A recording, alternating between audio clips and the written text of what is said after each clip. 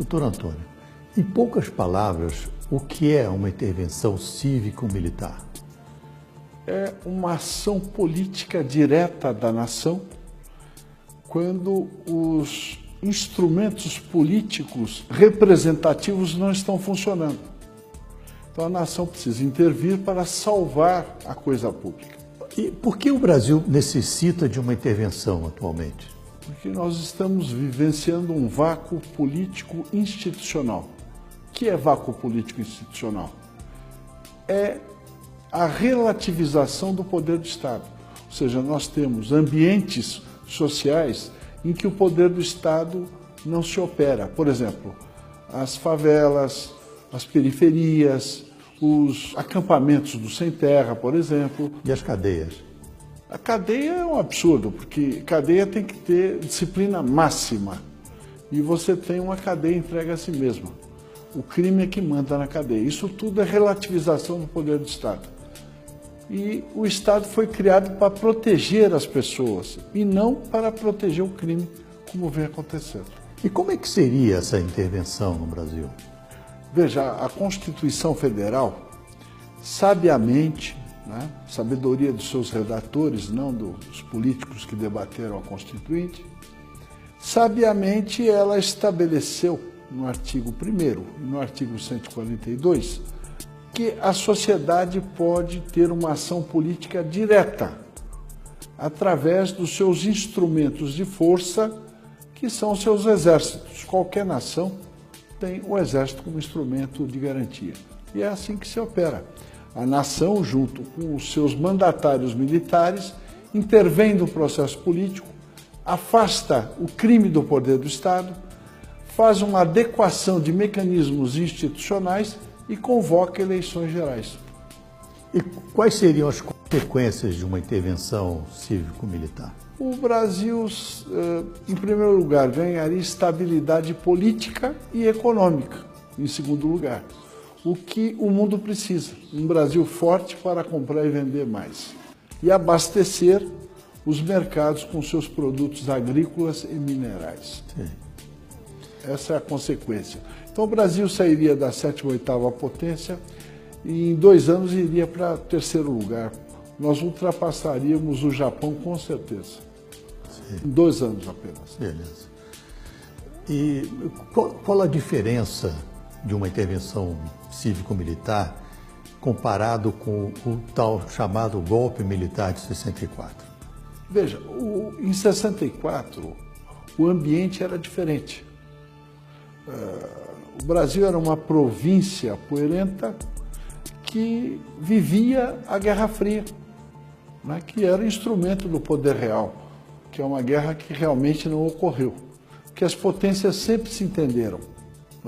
Agora, os países periféricos viviam uma guerra sangrenta que não traduzia a realidade. O Brasil temia que a ideologia tomasse conta da sua vida, afastando as suas crenças e o convívio social adequado. E uma intervenção? Houve a intervenção, e naquele tempo, eu digo naquele tempo que faz tempo mesmo, 64, houve uma intervenção cívico-constitucional também. Só que o povo só participou da intervenção propriamente dita. Em seguida se afastou da coisa pública. E a proposta atual é que o povo continue, mas como? Como fiscal do exercício do poder.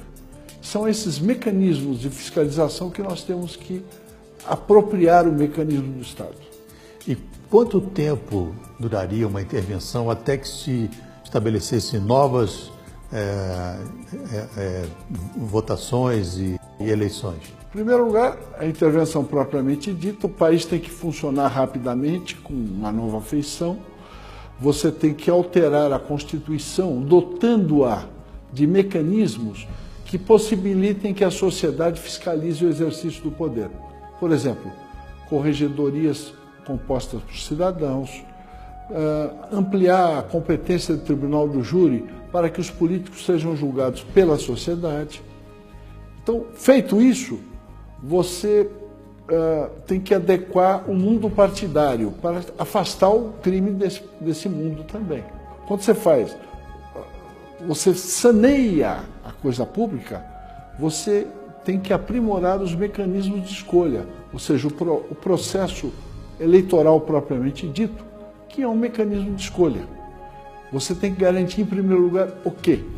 A liberdade de escolha do cidadão.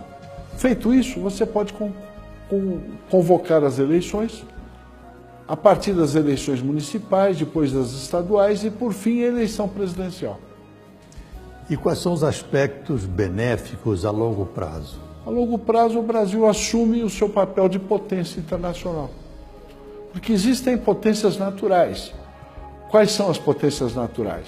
Estados Unidos, Índia, China, Rússia e Brasil. Por que eles são potências naturais? Porque eles têm recursos minerais, território e população. Só o Brasil que não exerce a sua condição de potência, porque a Índia é uma potência regional, tem até bomba atômica, não é verdade? Agora, o Brasil, a China também exerce, apesar de ultra populosa, ela exerce o seu poder também. O Brasil não, a única potência natural é o Brasil e não exerce o seu poder. Então, vamos abordar um aspecto internacional. A gente, nas reuniões, se fala muito sobre o controlador.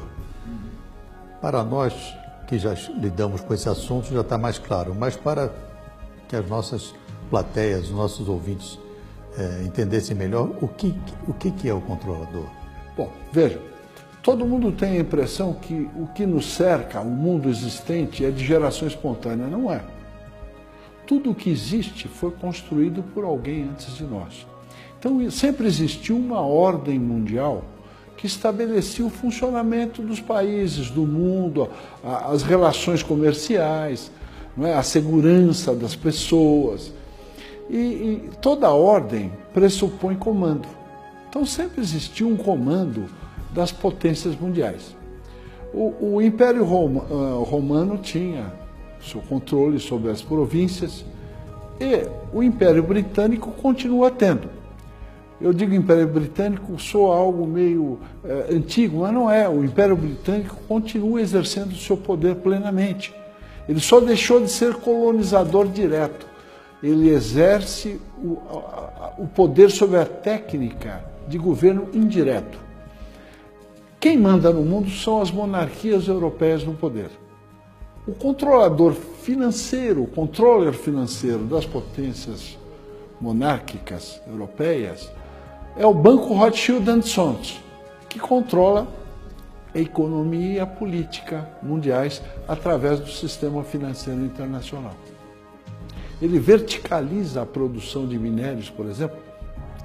A General Electric ela não vende turbina, ela vende minério com valor agregado na turbina, que são milhares de vezes o valor do minério. Então, é um sistema verticalizado que garante o poder das monarquias europeias. E isso tem um efeito deletério no Brasil?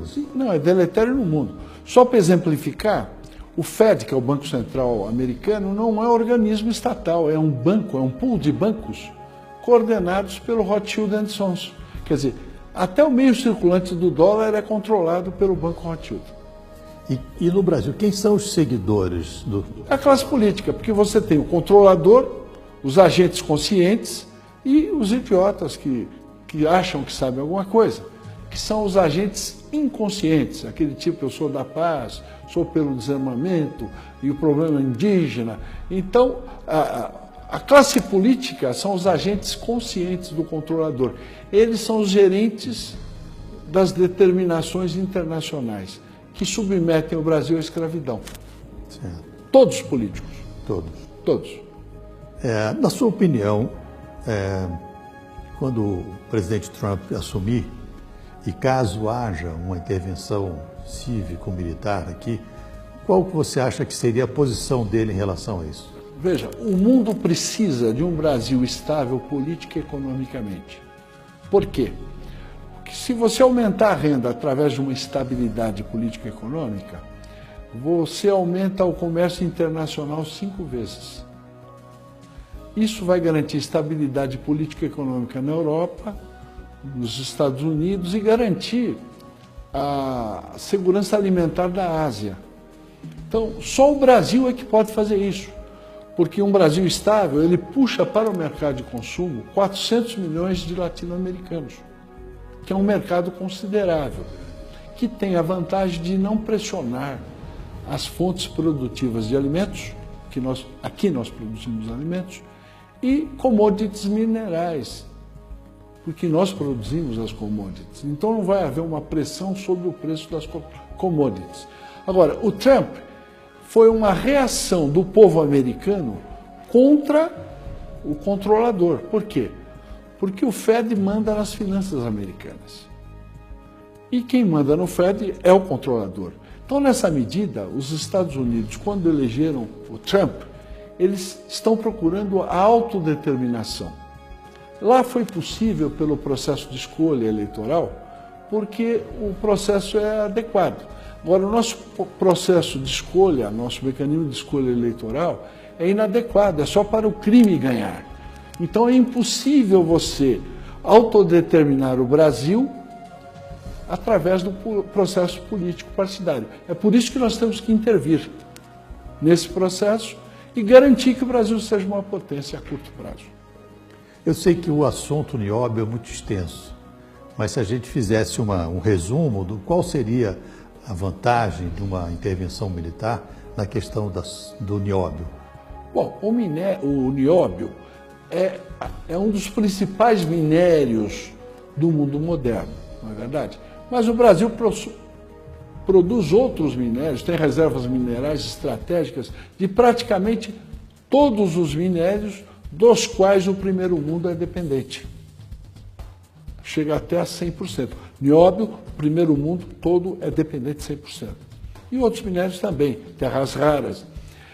De sorte que o Brasil perde por dia em contrabando e subfaturamento de exportações de minérios estratégicos, $1 bilhão por dia.